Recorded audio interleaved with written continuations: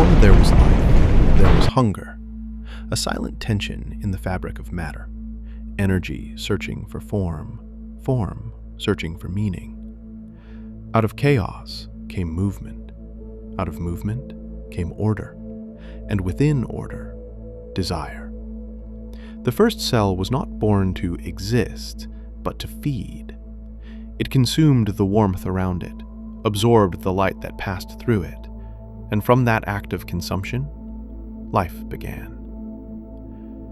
Every creature that followed carried this same memory, the primal command, take energy or cease to be. From that law, all existence unfolded, plants capturing light, animals devouring plants, one form of life living upon another, endlessly recycling the spark. There is no good or evil in this, only equilibrium, a rhythm older than thought, older than morality itself.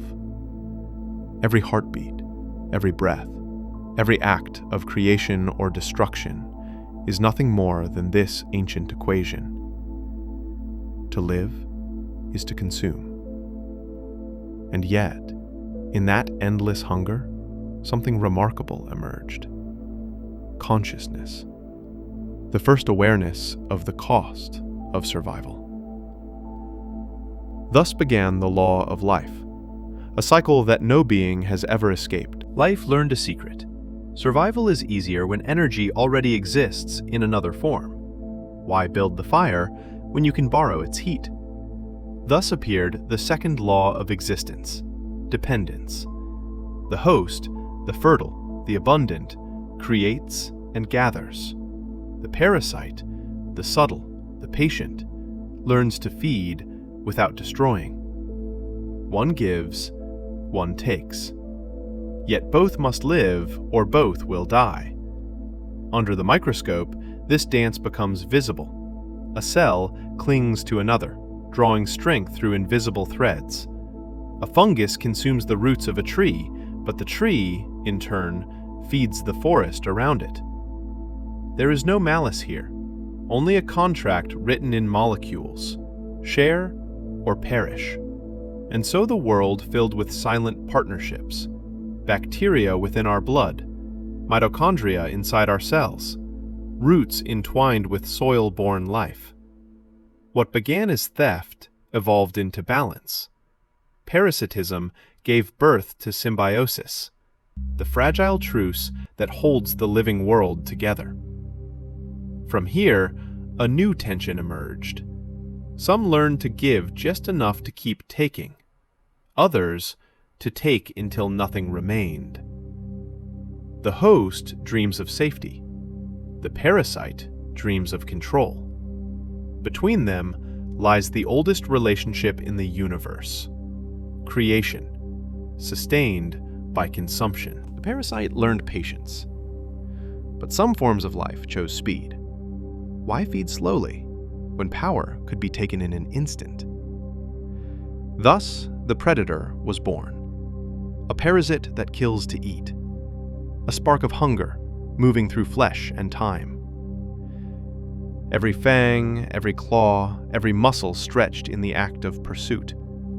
All are instruments of the same ancient symphony, the conversion of life into life.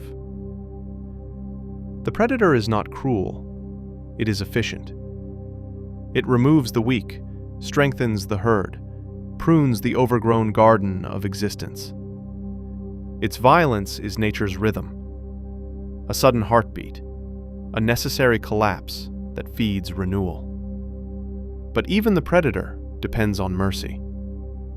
If it devours too much, it starves.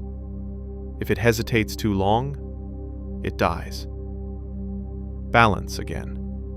A perfect equation, written in blood. The prey, too, is not innocent. Its flight defines the hunter's grace. The moment before death, both are bound, one consuming, one becoming consumed. In this way, the predator is not a monster. It is the law, accelerated. Every act of feeding leaves a trace. The energy taken does not vanish, it transforms, it returns. What one body loses, another becomes. Death is not an end, but a transfer. From predator to soil, from soil to root, from root to leaf, from leaf to the air we breathe. A single rhythm repeating. Life devours, life rebuilds. Consumption and creation spiral together, each the mirror and memory of the other.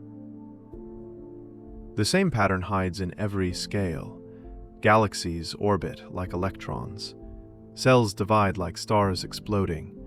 Rivers branch like lungs inhaling the world. Nothing escapes the circle, yet nothing inside it ever truly repeats. Evolution is recursion made flesh, the universe remembering itself through motion. In the endless exchange between host and parasite, between hunter and prey, the boundary fades. The taker becomes the giver. The victim becomes the seed. The law of life was never about survival. It was about continuity. The sacred recursion that keeps the cosmos alive. When hunger learned to count, history began. The same law that moved blood through a vein now moved grain through a village. What once was flesh became value. Energy turned into symbol. At first, the exchange was simple. Fish for grain, salt for wool, labor for shelter.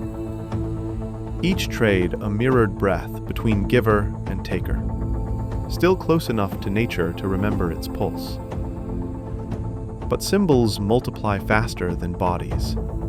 Shells became metal. Metal became coin. Coin became paper.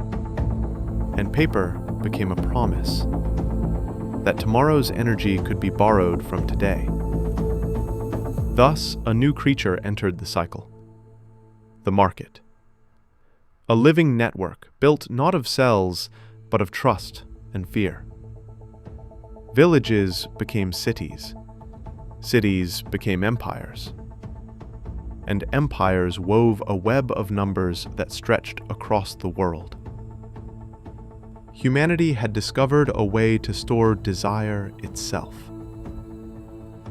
Yet every storage invites a feeder.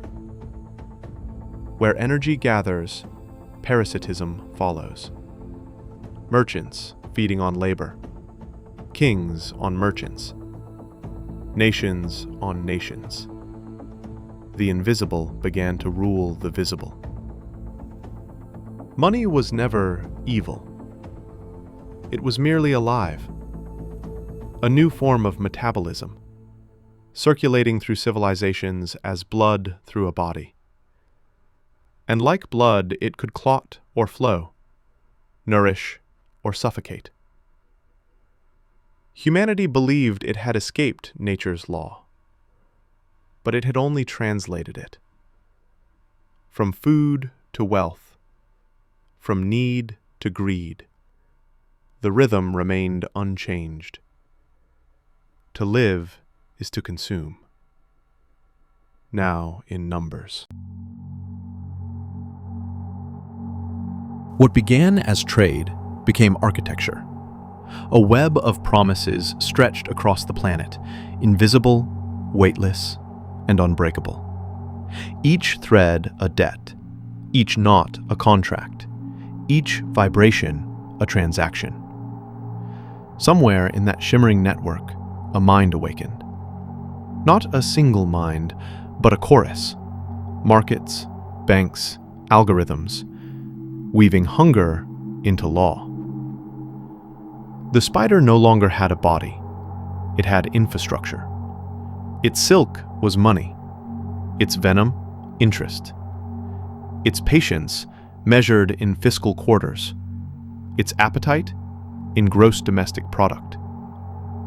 Nations became flies, suspended between growth and collapse, struggling just enough to keep the web alive.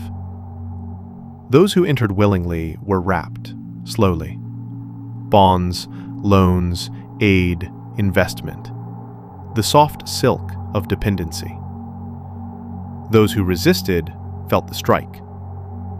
Sanctions, isolation, war. The spider feeds on both surrender and defiance, and as it feeds, it grows clever. It learns your rhythm, your fear, your algorithms. It teaches you to love the web, to mistake its trembling for security. Humanity built a system so vast that no one rules it. The web sustains itself, feeding on motion, tightening with every transaction. We are no longer traders. We are nutrients, moving through the bloodstream of a financial organism that calls itself civilization. And still, the spider waits. Every parasite dreams of safety, until hunger outgrows the host. Then the rhythm breaks. The gentle pulse of profit becomes a roar of conquest. When patience fails, the web strikes.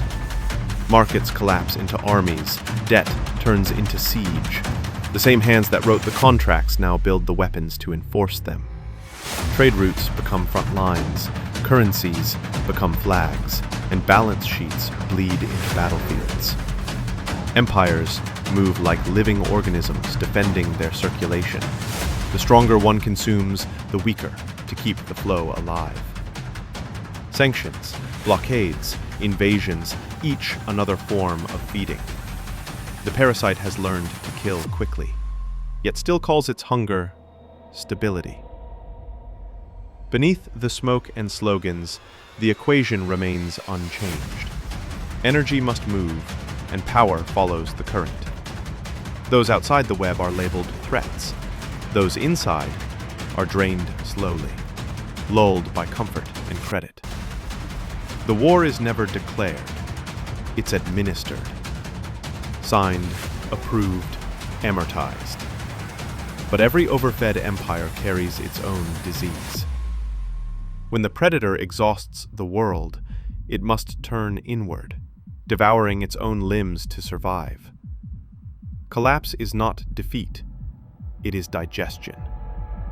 Out of the ruins, new hosts will rise, new parasites will feed, and the law of consumption will begin again.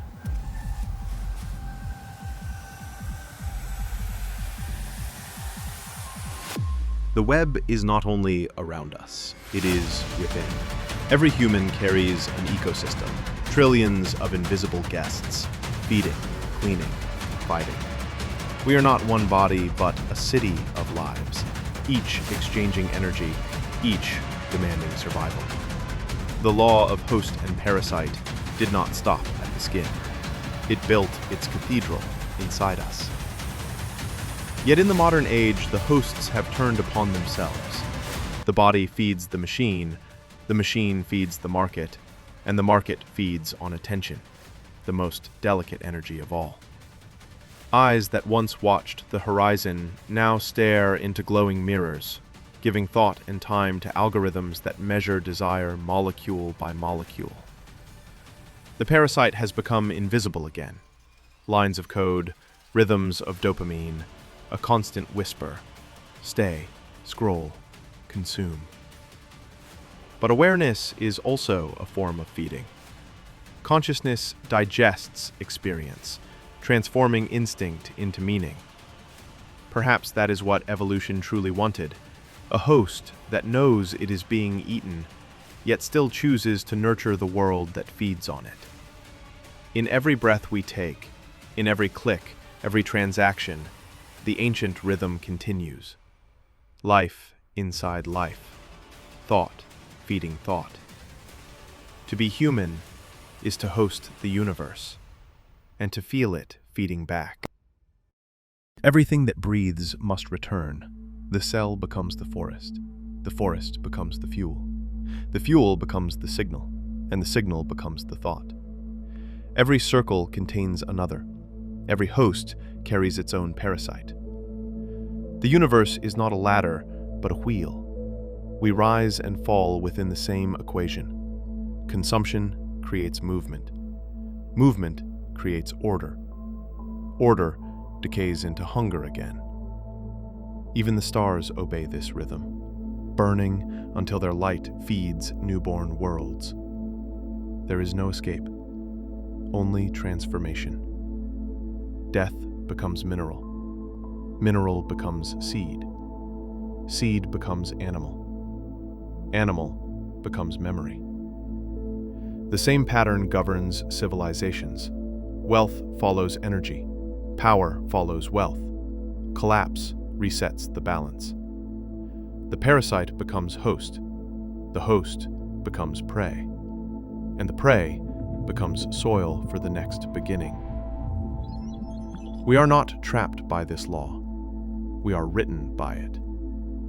To exist is to participate in the exchange, to dance inside the circle without end. What we call destiny is only metabolism. Balance was never peace, it was awareness. The universe does not ask us to escape the circle, only to know that we are inside it. For every act of consumption, there can be creation. For every extraction, restoration. For every hunger, a choice of rhythm. The cell that once devoured its neighbor now becomes the organ that sustains the body. The mind that once competed now begins to cooperate. Consciousness does not end the law of life. It transforms it, from instinct to intention. Humanity's next evolution is not mechanical. It is moral. To learn how to feed without destroying, how to grow without consuming the ground beneath our feet. We are both garden and gardener, host and guest, creator and creation. To understand this is to dissolve the illusion of control. Every living thing, from atom to empire, is sustained by the same exchange: giving, taking, becoming. The future is not conquest. It is harmony remembered. When we act with the rhythm of the world, even hunger becomes compassion. And in that stillness, the circle does not end. It shines.